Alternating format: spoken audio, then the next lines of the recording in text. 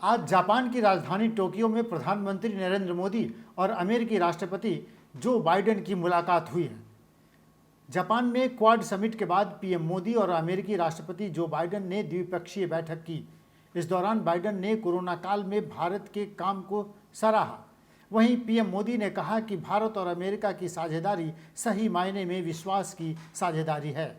हमारे साझा हितों ने दोनों देशों के बीच विश्वास के इस बंधन को मजबूत किया है। बाइडेन ने महामारी से निपटने में चीन और भारत की तुलना करते हुए चीन को फेल करार दिया। उन्होंने कहा कि बड़ी आबादी के बावजूद भारत ने कोरोना पर लोकतांत्रिक तरीके से काबू पाया है। प्रधानमंत्री नरेंद्र मोदी ने कहा कि मुझे विश्वास है कि हमारे बीच India USA investment incentive agreement से निवेश के क्षेत्र में बढ़त देखने को मिलेगी। बाइडेन ने कहा, दोनों देश मिलकर बहुत कुछ कर सकते हैं और करेंगे भी।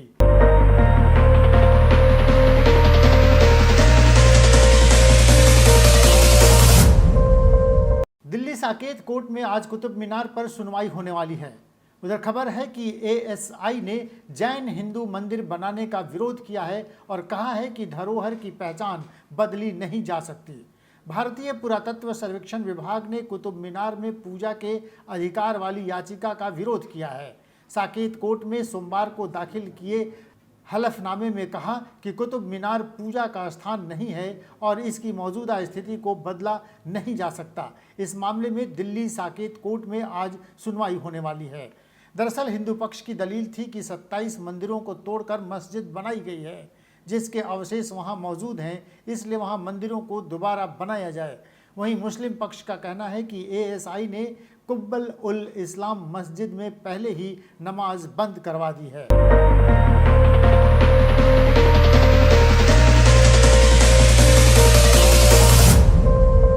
आरजेडी को राज्यसभा के लिए एक वकील उम्मीदवार चाहिए। चर्चा है कि पहले बाबा सिद्दीकी के नाम की जो चर्चा थी वो अब धीरे धीरे कुंद पड़ने लगी है। अब कपिल सिब्बल के नाम की चर्चा जोरों पर है। नेता प्रतिपक्ष तेजस्वी यादव के आज यानी 24 मई को लंदन से भारत वापस आने के बाद इस पर फैसला तय हो जाएगा। राज्यसभा की सीट के लिए राजद को 2 उम्मीदवारों के नामों की घोषणा करनी है। इसको लेकर राष्ट्रीय कार्यकारिणी की बैठक भी हो चुकी है और इसका प्रस्ताव भी लालू प्रसाद यादव को भेजा जा चुका है। उसमें एक नाम मीसा भारती का तय माना जा रहा है। दूसरी सीट पर राजद किसको उम्मीदवार बनाएगी, इसको लेकर कयास लगाए जा रहे हैं। कहा जा रहा है कि लालू प्रसाद के कई ठिकानों पर सीबीआई की छापेमारी के बाद बाबा सिद्दीकी का नाम पीछे छूट गया है। चर्चा है कि कपिल सिब्बल के नाम पर आम सहमति बन गई है।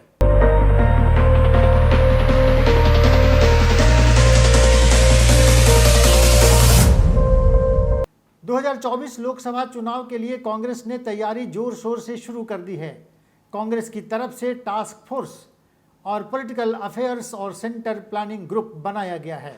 कांग्रेस की अंतरिम अध्यक्ष सोनिया गांधी ने भारत जोड़ो यात्रा के लिए task force, political affairs group और सेंटर प्लानिंग ग्रुप बनाया है।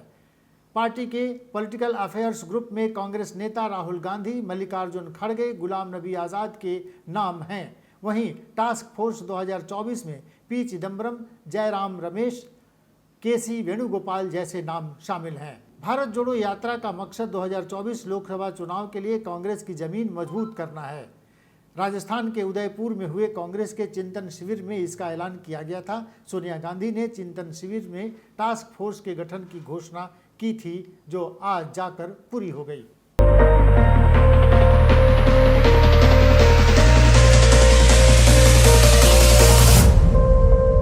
झारखंड की चर्चित आईएएस पूजा सिंघल के ठिकानों पर एक बार ईडी ने फिर छापेमारी शुरू की है। रांची में 6 जगहों पर और बिहार में 2 जगहों पर पूजा सिंघल के ठिकानों पर छापेमारी चल रही है। अवैध खनन और मनरेगा घोटाले मामले में रांची और मुजफ्फरपुर में ईडी की फिर से छापेमारी शुरू हुई है। रांची के 6 और बिहार के मुजफ्फरपुर में 2 जगहों पर छापेमारी चल रही है। इसके पहले ईडी ने साहेबगंज के डीएमओ से पूछताछ की थी। आईएएस अधिकारी पूजा सिंघल से भी लगातार पूछताछ जारी है।